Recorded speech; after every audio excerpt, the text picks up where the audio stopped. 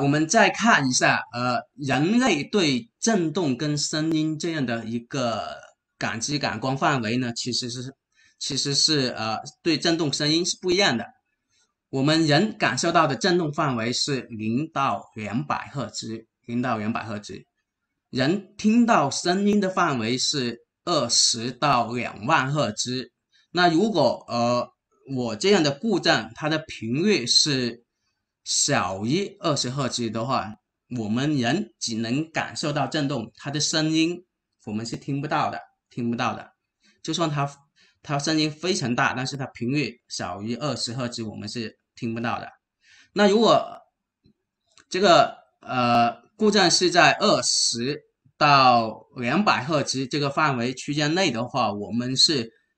可以感受到它的震动，也可以听到它的声音。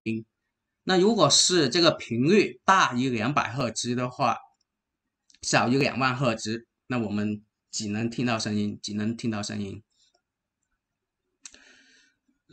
如果有人跟你说，哎，我的车在低速的时候，我可以感受到震动，也可以听到声音，但是在高速的时候，我感受不到震动，我只听到这个声音，那这有可能不是震动消失了，而是这个震动的频率大于200赫兹了，然后你感受不到而已。然后前面所说的这个震动异响问题很主观，存在个体差异，在这里就比较好说明了。比如我能够听到的最大的频率是1.8万赫兹的，但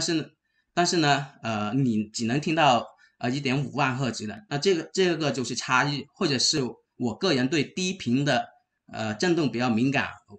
假如我可以感受到或者可以听到我可以感受到低于20赫兹的这个震动，然后我经常会有恶心的感觉，我坐这个车对吧会晕，但是你不会对吧？那这个就是一个个体差异，而且人的听力或者是感官都会随着年龄的增长而衰退。那所以不同的人，就算他们坐在同样的车，他们的体验感受也是各有差异的，各有差异的。